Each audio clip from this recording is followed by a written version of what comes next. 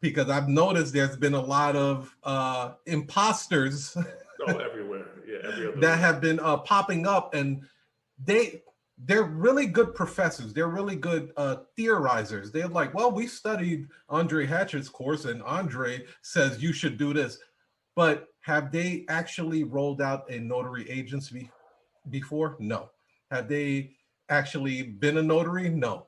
They just know how to theorize um, the actual process of the things. So if you have a chance to, I mean, getting the coach is even better, right? Yeah, yeah, yeah. Shout out to California Notary Agency, Renee. She's my protege, Andre. Shout out Renee. Shout out Renee. Congratulations. She's killing the game, bro. Mm. I probably like cut off my coaching because of her. Like I'm not even doing coaching anymore.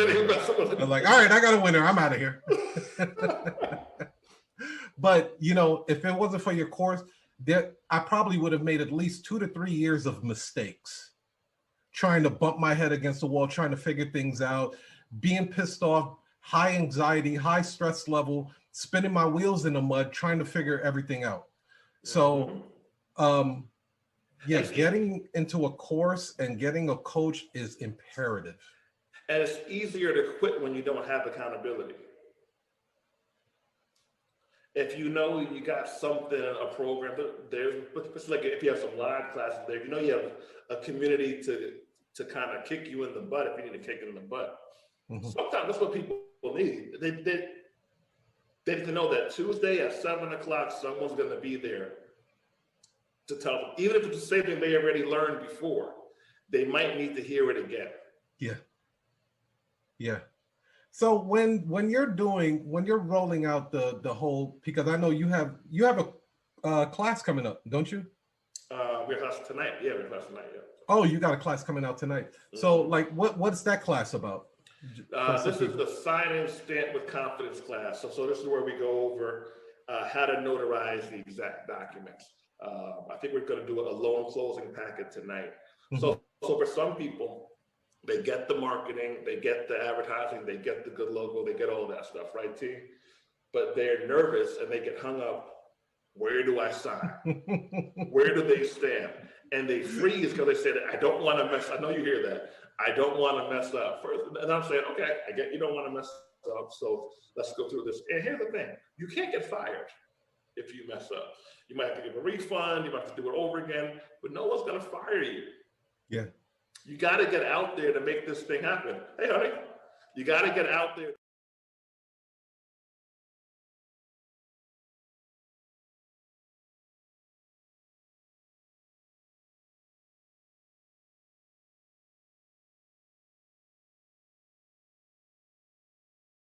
All right.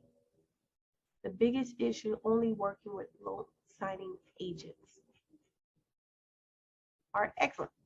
So now I know what the direction that y'all would like some of the answers. All right, so for those of you who are new, I'm going to go over the 5 critical documents. If you can give me a chance in the chat, please name some of the critical documents you think they were going to go over. Do you think that, let's see, a power of attorney is a critical document? Do you think an AKA, a signature affidavit, is a critical document?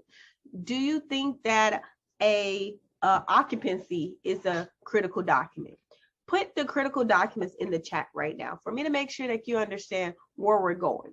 So I say all of that to say, typically when I call a borrower, I make sure I follow up with a text message. So I have a simple text verbiage that I have in my phone, just in case that they're not able to answer my phone.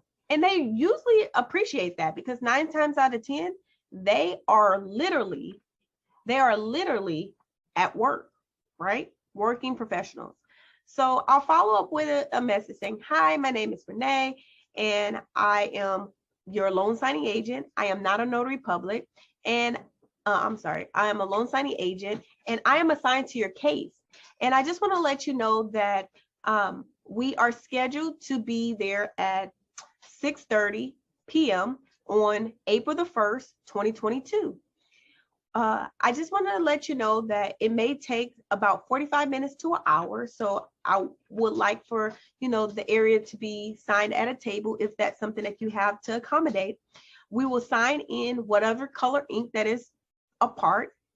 Usually blue is, I would say, king. And if the confirmation says black, use otherwise. Certain states require a certain color, right? But the universal color, I would say blue, just in Miss Renee opinion, in my experience. And then lastly, I will make sure that I confirm the address. There has been a lot of times that I did not confirm the address.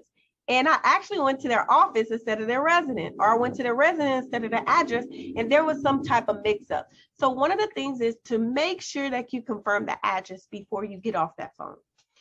Lastly, I let them know that if they have any question or concern, feel free, that I am reachable and I'm textable. They really tend to like that. I see the chat is actually blowing up. So that's great when it comes to critical documents. So we just talked about the script of what to say. Make sure you have your address, make sure it's the correct address. And sometimes if you have the loan documents, I would actually go over what is the vesting amount, right? So I would go over the vesting amount when it comes to them particular, because when it comes to the vesting, you don't want to make sure that the signing is going to be closed because of the fact that you forgot to go over the vesting, right? So I say all of that to say it's very important for you to go over the vesting, okay? So let's make sure that we go over the vesting if we have the documents in time, okay? Just in time. Some people may not actually have that. So I say all of that to say this is some of the things that you want to go over. So now that the chat is actually set for us, let's see what you have. We have the note, ding, that is correct. The AKA, I see that some people put the AKA. The AKA is called the signature affidavit. That is not considered a critical document in the thing. The settlement statement, the alter statement is, I would not call the critical document. Over that, I would call the CD as a critical document, okay? Let's keep going. Able to see that. I kind of showed you that on my Calendly opt-in form, but definitely it's not something that you need right now. It's something that you may aspire to get eventually, okay? Business cards and brochures, I showed you how important it is for you to get business cards and brochures.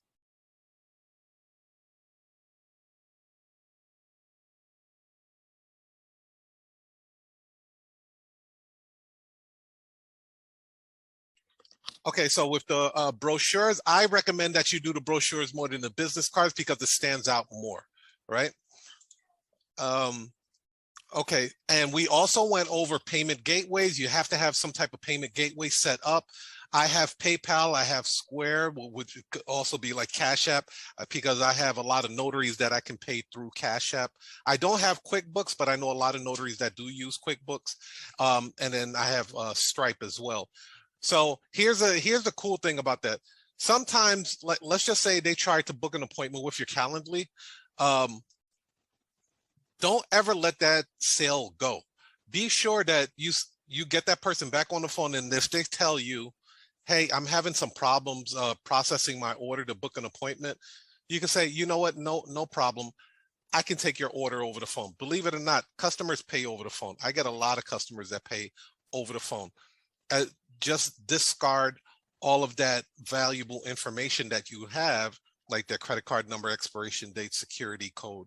Make sure you discard all of that. It's not lying around for somebody prying eyes to see, right? So I do that once I get the information, and then I'll input it myself through PayPal or whatever other payment gateway I have. So be sure to keep that in mind. Never let the sale go. You do have other options. If for some reason there's a technical glitch somewhere, take the credit card over the phone, and then you can always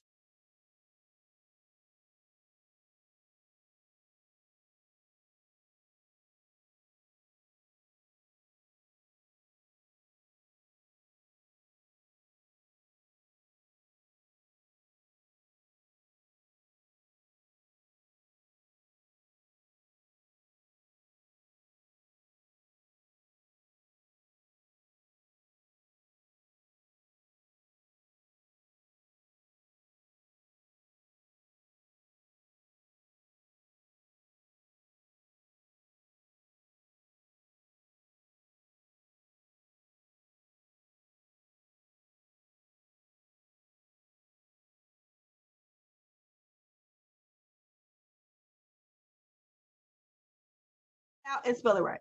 If they say you can't cross it out and spell it right, guess what?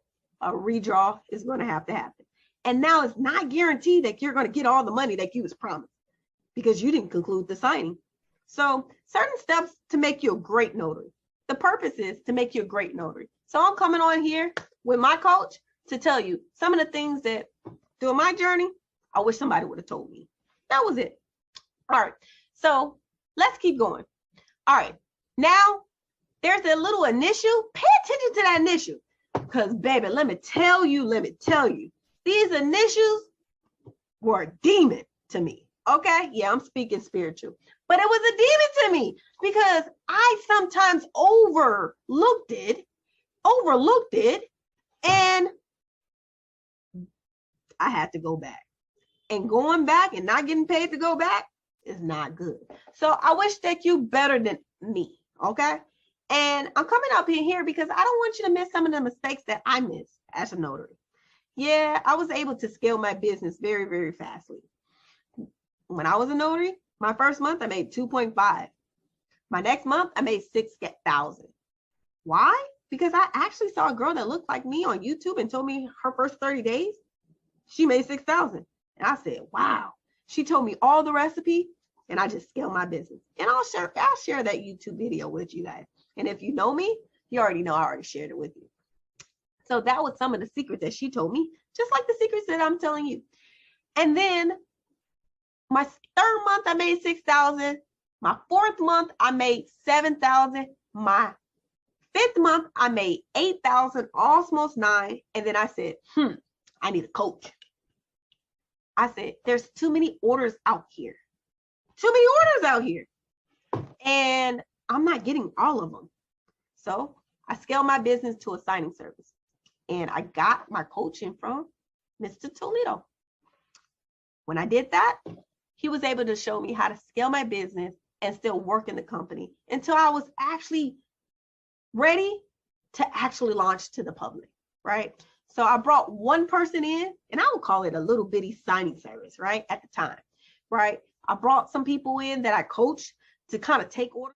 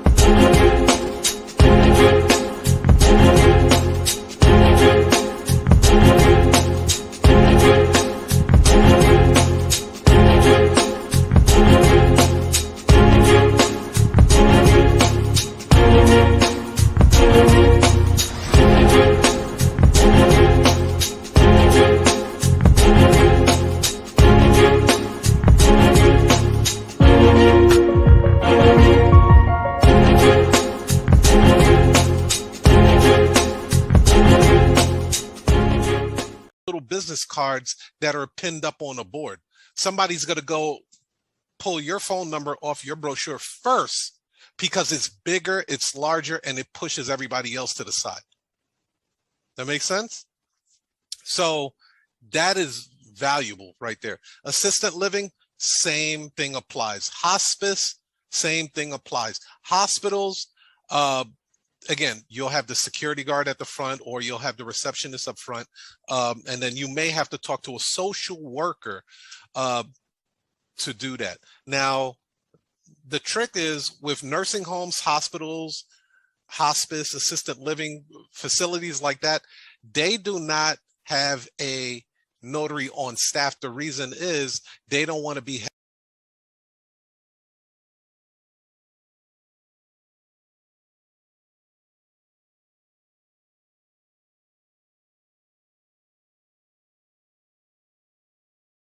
due to medical and financial power of attorney. They're usually getting a transfer of death instrument, which is also called a TODI, or most likely they're going to get a last will and testament or a trust package. If they don't mention that to you, I highly suggest that you suggest it to them. Be like, are you guys getting a last will and trust in place as well? You know, just casually mention it, right? Because it will put you in a position not only to plant the seed for them to take care of their family affairs, but it also positions you to get another assignment through that family. So as you can see, a lot of this stuff with power of attorney is very family oriented. Okay.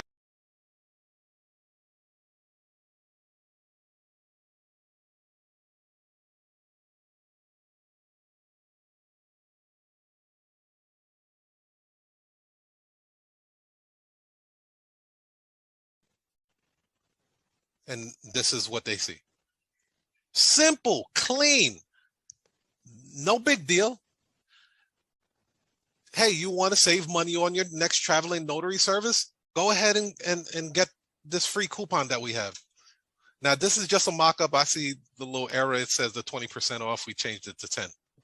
But you can add images, you can add videos, you can add all kind of different things on there where you can entice the customers to want to give you your information. Remember, social media, the reason why, the first thing that they ask you before you can create an account is your email.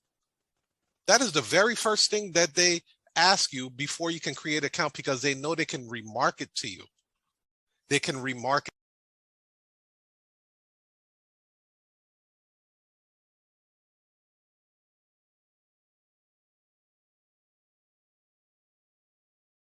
Gem. It is a gem. And I didn't realize so many people would want to sign up for just to say $10. They're like, man, maybe I should have increased the amount of money that they're saving. No, $10 is working perfectly. So yeah, this is the email that they get. And then what they'll do is a lot of times they'll just call the number on here, or I reach out to them and call and be like, hey, we just got your online inquiry. How can I help you today? And then I go into the call script. And then when I get down to the price, I'll let them know that, hey, you also get that $10 coupon code off. So I'm going to apply your coupon code USNA 1137. And your price just went from $178 to $168. And then I hush. I don't say a word.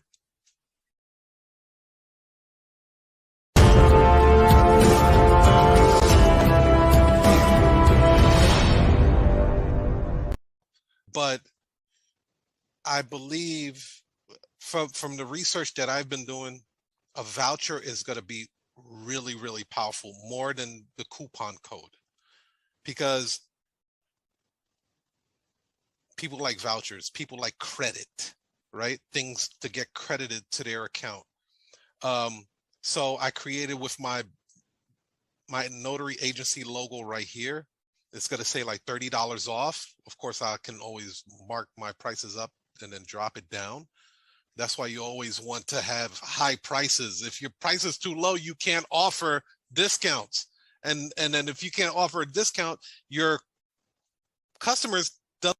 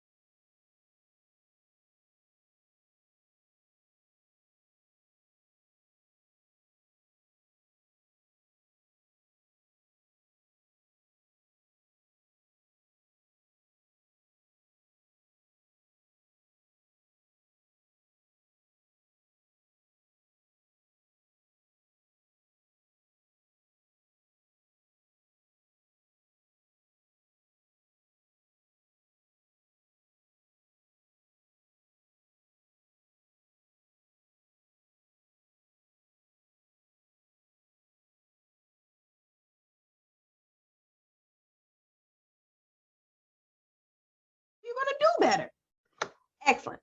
So you don't have to worry about that. All right, let's keep going. We have one of the fourth critical documents. Go ahead and put 4 in the chat, okay? 4 in the chat, 4 in the chat. All right, I see a lot of 4s going. All right, now it's called the deed of trust. Deed of trust. This is one of the important ones. And I'll give you a notary hack. Says no one ever pay attention to the second page. The second page is very important, okay? And so as section B. Section B is so important when it comes to the deed of trust, okay? Why is it a deed and why is it a mortgage? Well, what I was told by Carol Ray, and she was one of the best in the industry, okay, when it comes to teaching loan documents, okay? What Carol Ray told to me was that 1, 2, 3, 4, 5, 6, 7. So what Carol Ray said to me was that the difference between the mortgage deed and the deed of trust is all about who is listed as number D, where the property is and what the rules are when it comes to foreclosure. It's not so much that we need to know as a notary, but it's good information to know. In section D, these are the people that needs to be notified if your property is in foreclosure. So why is it a deed or a mortgage? Well, in counties in Florida, it's a different type of rule. So they play a different type of game, okay? So in Florida properties, you're going to see deed because they have to notify the sheriff in order for foreclosure to happen. They can't just notify the trustees of the actual mortgage. So they have to go one more step. So when they notify the sheriff for foreclosure, the sheriff has to be involved. They just can't foreclosure on the house, right? So that's one of the real reasons why it says mortgage versus says deed of trust. Hope that was a notary hack. If you think that was great, put notary hack in the chat. Go ahead and put notary hack in the chat. I'm pretty sure a lot of notaries didn't know that. You just saw, oh, well, it says mortgage, but I don't really know why. So that's one of the important things that I hope that you got that. All right. So now let's focus on number B. B is the vesting. As a notary, just like the RTC is important, it's our job as a notary, at least Miss Renee would say, is that you go over section B. Section B is so important. Why? Because that can really make you only get a portion of your fee if you don't pay attention. So that's why I say if you get the documents early, it's an extra thing for you to do, but it may be important for you to identify, does this name match the confirmation? Meaning, is the confirmation sheet that you receive is correct and is the deed matching it? Let's do our proof mechanism. If not, drive 20 minutes away, drive 30 minutes away, drive an hour away, sit there and you're going to go over this. And if it's not part of your 5 critical documents that come to the front of the loan document, sit there and, realize that the deed, her name is misspelled or his name is misspelled. And if that's the case, you better pray to make sure that title or the signing service approve for you to cross it out. Not necessarily you, but the borrower. Cross it out and spell it right. If they say you can't cross it out and spell it right, guess what? A redraw is going to have to happen. And now it's not guaranteed that you're going to get all the money that you was promised because you didn't conclude the signing. So certain steps to make you a great notary. The purpose is to make you a great notary. So I'm coming on here with my coach to tell you some of the things that during my journey, I wish somebody would have told me. That was it. All right. So let's keep going. All right. Now there's a little initial. Pay attention to that initial because, baby, let me tell you, these initials were a demon to me. Okay. Yeah, I'm speaking spiritual, but it was a demon to me because I sometimes overlooked it, and I had to go back. And going back and not getting paid to go back is not good. So I wish that you better than me, okay? And I'm coming up in here because I don't want you to miss some of the mistakes that I missed as a notary. Yeah, I was able to scale my business very, very fastly. When I was a notary, my first month I made 2.5. My next month I made 6,000. Why? Because I actually saw a girl that looked like me on YouTube and told me her first 30 days, she made 6,000. And I said, wow. She told me all the recipe and I just scaled my business. And I'll share that YouTube video with you guys. And if you know me, you already know I already shared it with you. So that was some of the secrets that she told me, just like the secrets that I'm telling you.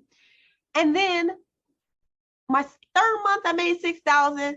My fourth month, I made 7,000. My fifth month, I made 8,000, almost 9. And then I said, I need a coach. I said, there's too many orders out here. Too many orders out here. And I'm not getting all of them. So I scaled my business to a signing service. And I got my coaching from Mr. Toledo. When I did that, he was able to show me how to scale my business and still work in the company until I was actually ready to actually launch to the public, right?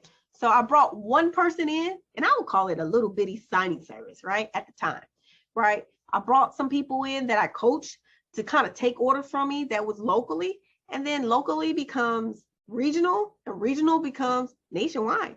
Someone told me, hey, do you have signings in Alaska? I said, okay.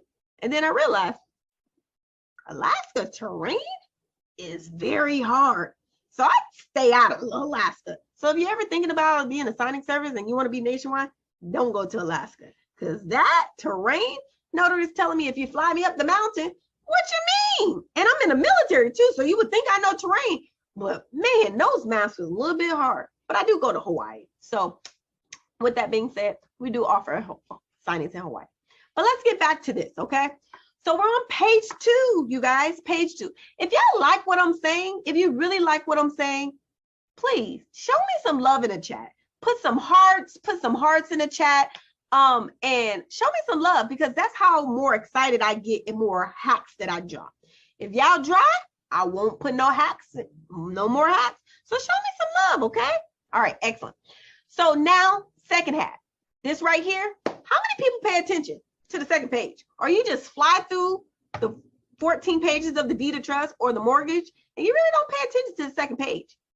Well, the second page is important, you guys, because it's going to tell you if you have any writers. If the second page checks something, that means it's important in the writers. Who taught me this? My mentor and Kara Ray. So I'm telling you, Tara Ray was the GOAT, okay, to loan signing. And guess what? Laura, she's Judge Judy when it comes to notarization. All right. So if you don't know who those two people is, I promise you, you should learn from the best. All right. All right. So now, if you have writers here, what that means is, guess what? That you're going to have the next form after the packet. So let me ask you, does anybody know what a plan development writer is? What is the purpose of a plan development writer? That means that they have HOAs, right? So you want to make sure when you come across a plan development writer that the name of the HOA community is correct. Little things like this can make you a great notary. This can make you go direct. This will make you say,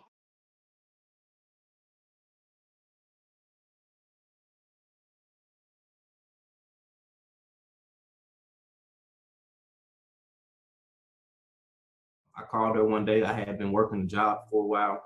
I had saved up some money, had been reading all of these different books and just educating myself on finance and stock market and all these different things. I'm like, you know what I mean? I'm ready to buy a house.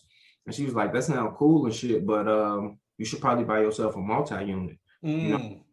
And that was like the deciding factor on which direction I was gonna go, because I had just read the same thing in Rich Dad Poor Dad, and her telling me that was like kind of like confirmation. It was like the bell going off on my head, like ding, ding, ding, ding, ding. That's it. Go get your multi-unit. That's the second time you heard it, and then this time it came from somebody you love and trust. So it only made sense. And she was like, go look into this program called NACA. They're a program where you can, get in with them, no money down, et cetera, et cetera. And I'm like, oh man, that sounds too good to be true. But she was like, it's legit. And I promise you, if you do it, you're gonna be happy. So I went through the NACA program, and my first property, I ended up getting me a 4-unit property. Nice. In a very nice Chicago suburb called Forest Park. Right outside of the city, great amenities, access to the Green Line and the Blue Line train system, the expressway get you downtown, 10 minutes, Walmart, churches, malls, everything in the area, really nice schools. I got a really good price on it. And in addition to me getting a good price on it, I didn't have to put any money down on the property. So I got the property with no money down. When I closed on the property, I walked away from the closing table with the $5,000 check. And I closed at the end of the month. So the day that I closed, I went to the building, I started moving in, I started getting rent checks the very next day. Wow. So I closed on the property. I kept all of the money that I had saved up, which was about $12,000. So I still had that in my account. Okay. They gave me another $5,000 after I closed, you know what I'm saying, which ran up 10 grand cash. And then I moved into the building, and the next day I started receiving rent checks of $1,000 or better from each individual property, which was 3 units at the time. That's wonderful. So you hit it out the park on your first go. Oh man, it was a grand slam. Right. Okay, so let me ask you this: how important was your credit for you to acquire that first piece of property? Was it with the program that I went through? It didn't really matter about credit because they're more so concerned about your debt to income ratio and what's on your credit. So your credit score doesn't matter, but they don't want you to have any debt on your credit. So like no collections or anything like that. You can get by even with student loans and stuff because you're paying that, but it will just go against your debt to income ratio, like what you could afford towards a home property. But with NACA, they don't really concern themselves with your credit score. They just want to see that you don't have any debt in your current name. And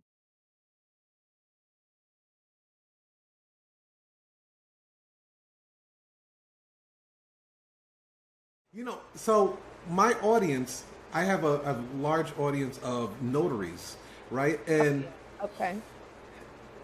they're constantly looking for different ways of marketing themselves, but they always overlook because copywriting is a stealth type of craft, right? It's like you don't see words the same.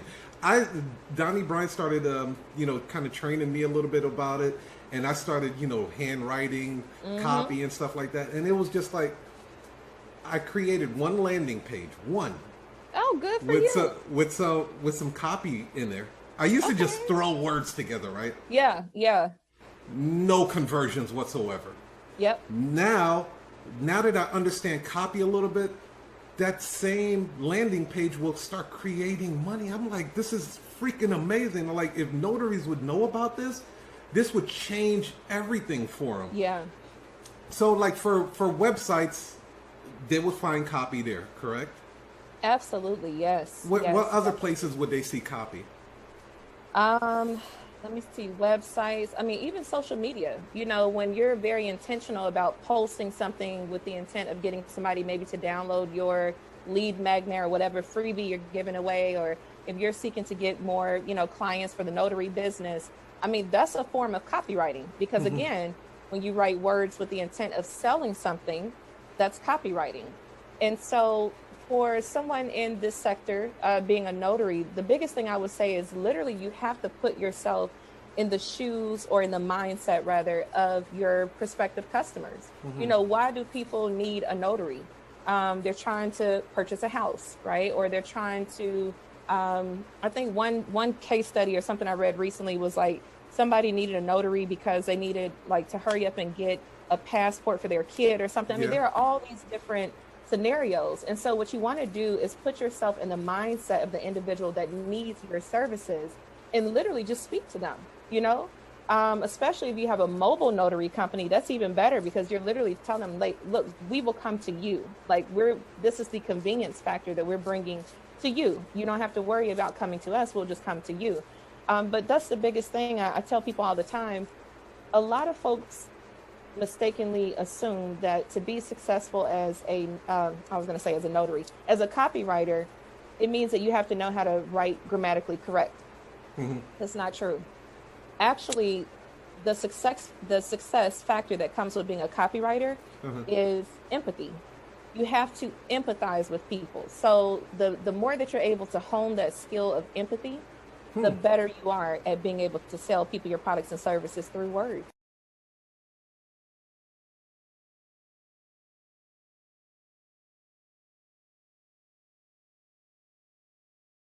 Can understand. But one of the things that I found, because I was only in corporate for 1 year of my life, and I don't even know if you call that corporate, I just had a salary. But I don't understand a lot of the terminology. So when I was trying to launch these businesses, child, didn't nobody think about it. We're not taught how to start a business. We're not taught to get an LLC and get business bank accounts and all these. We're not taught these things. We don't know what an SOP is. We don't know what a board is. And so I remember going to some of these events where it's like, okay, I'm making 6 figures. It's time to scale. And I would sit here and they're like, yeah, you need to get your women's registration or whatever these certifications are and all this stuff. And I'm like, and I don't want to look stupid because I mean, I'm over here making a decent income, so I must know what I'm doing. I would just be like, you know what? Never mind. Let me just go back to doing what I do. And that's rolling up my sleeves and getting out here in these streets and grinding. But the truth is, y'all, we don't have to work so hard if we understand the government be trying to throw us money. It's like, we want to give you this money, but we don't know what's available. So urban CEO is supposed to be that bridge between the urban community because, and I call it, we want to help, how you got churches that say we want to help the unchurched get church. Well, we want to help the unconferenced get conferenced. And so we create environments where we might have a corporate person come and talking about funding, but if you don't understand it, don't worry, I got you. Excuse me, ma'am, we don't know what SOP means. Can you please break it down for us and explain? Or career, okay, you want to climb the corporate ladder. Man, we need to know how do we go and appropriately talk to a boss about getting the raise, because nobody teaches you that, and not even in college. Relationships, how can we build better relationships in the urban community? So what I'm looking forward to is definitely Urban CEO growing. Of course, our boot camps continue to be great, 100% success rate. Everyone who has ever been to our boot camp has completed a book. I'm just excited. And you're global too. Yeah, listen, 95% of my clients I've never physically met. They all over the world. And all over the world. Trinidad, Tobago, Ghana. I see it. I see it. Yes, ladies and gentlemen, she is internationally known. You better know it. Holla. And not only that, I'm gonna let you guys know right now, her streamline and automation is bar none one of the best. like your text goes out like clockwork. Your email marketing fleek, copywriting. I'm like, oh my God. You guys can learn so much over and over and over again just by the little bit of stuff that she said on the show today. So if you can,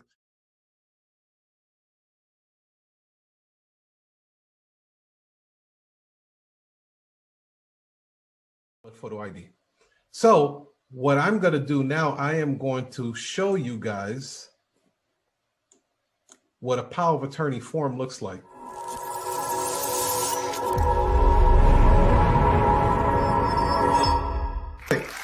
Let me know if you guys have any questions. Type in your questions. Type in your questions about this scenario. For the most part, the 2 major players or the 4 major players, the successor can stay out. The successor comes in and out. That is a moving part. But the major players are the principal, the attorney in fact or agent, the third party witness, depending on your state, you may need 2, and the notary. Of course, everyone needs a valid photo ID. So what I'm going to do now, I am going to show you guys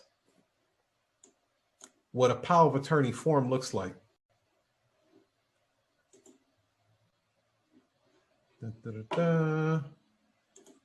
Let's pull this up, pull the power of attorney, boom. Can you guys see my screen real quick?